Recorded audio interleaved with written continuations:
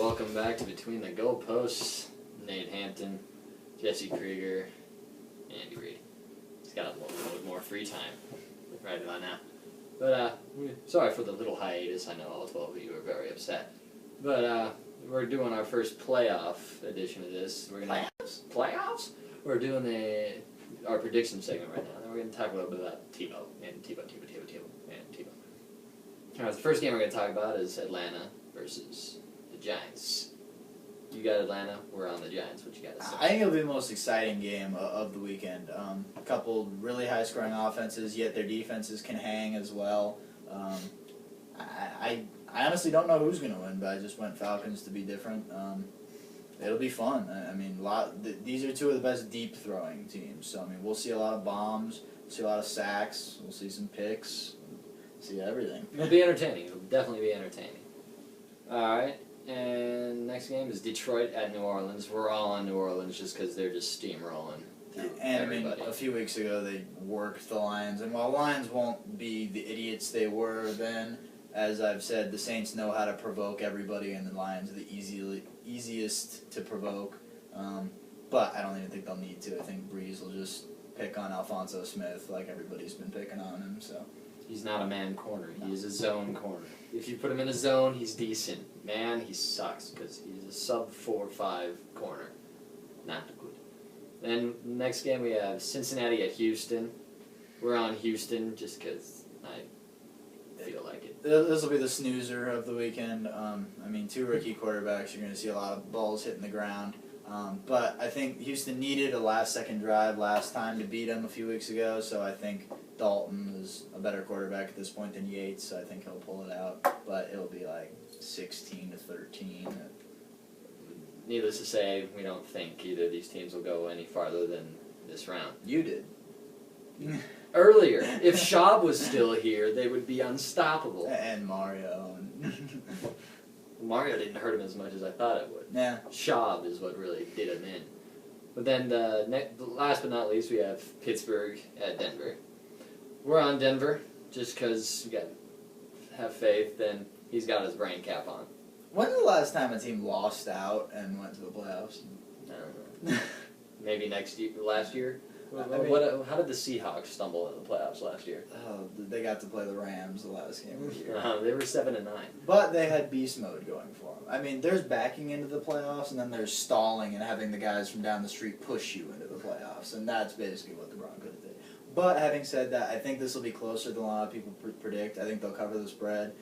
And I think at this point, Von Miller is probably more healthy than Big Ben, which will give him the edge. And I think if you don't give Ben time to do his little dance and find people down the field, then they won't be able to throw deep because Champ and Goodman will play off enough to keep Wallace and Brown under wraps. And I think Chris Harris is a pretty good deep cover corner just because he's fast. Yeah, I mean, the mistake they've made with him is manning him up on guys like Wes Welker, and he's not ready for elite talents, but if you stick him on Kochery or one of those guys in the middle that Ben loves to hurt you with, then he'll be fine in the middle of the field. Just don't put him on Wallace or Brown. Yeah, that would be bad news. But, yeah, we think it should be close, and Tim's going to air it out because Elway says so. Yeah, I mean, he's going to try and please him. So, I mean, he's going to throw a lot of balls that he normally wouldn't, which is a good thing because I don't know why Ike Taylor's reputation is so sterling. The guy can't cover. He's a great tackler, and, I mean, when he's around the ball, he does good things, but he's not fast enough to cover, and he's not a cover corner. He's in the right place at the right time, a lot of which there's something to be said for. But unless you throw it right at the hair, they're not picking any balls off. And he's a good jamming corner. That's what he sets them apart is they're jamming because the blitz, because of the jam, just allows them to get there. Yeah, I mean, what he does every week is take a barrel of paint thinner and pour it over the line between pass interference and good coverage. That's what he does. And somebody's going to need to block Mr. Harrison. I mean, I told them to block Jared Allen. They didn't do it. I mean, it seems like their strategy is to try and force people to believe that Clady is as good as he was in 2008, but he's not. So if you leave Clady out on an island against James Harrison, you're going to see a fine, and you're going to see Tebow carried off in a stretcher. Brady Quinn time, then. But my personal thing, bringing in Ryan Harris because Chris Cooper That was interesting. It was very interesting. I was also surprising that nobody picked him up because he's a pretty solid offensive line. Solid. Well, I think he had some kind of neck injury or something at the beginning of the year, Right. something that was definitely weird in a way. So I don't know if he can either get up to speed and or football shape at the same time. So I don't know how much of an impact he's going to have on this game. But you're not going to block these guys with your tackles. You're going to block them with your tight ends and with your running backs. So this is going to put more pressure on Demarius and Eric Decker to get open down the field for Tebow because he's not going to have a lot of routes with 4 or 5 guys running. He's going to need max protection almost every play. Or they could try the old Green Bay Packers. Yeah, I mean, spread them out. Yeah, and I like that too. Make them take Harrison off the field. The only problem is then he probably comes down as an end. Like they're going to try and keep him on the field as much as possible. But you have to throw different looks at them because they're going to throw enough looks at you that you can't just come out in the same thing. And I mean, the option, throw it out. It's not going to work against the Steelers. Don't even try it. If it's not going to work against the Chiefs, it's not going to work against the Chargers. No. So who do you give the overall matchup edge to?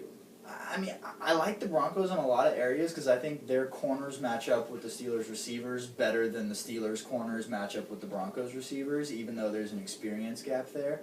I mean, both defenses are kind of similar. They have 2 nice pass rushers that could give the quarterback a lot of problems. You know, on offense, you never know what you're going to get from either. Because Tebow is similar to Big Ben in the way that he, he doesn't operate within the structure. He makes the play his own Jackson Pollock piece of work and just makes something happen. So, I mean, it's 2 boxes of chocolates being thrown at each other.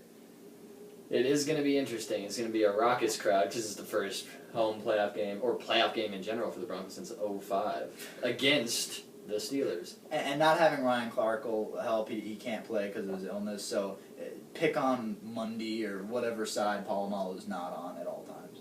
It's good. That's one less helmet-to-helmet collision, though, so that's nice. Yeah. Merry Christmas, Eric Decker. Eric Decker's and Demarius Thomas's mothers are very happy about that. All right.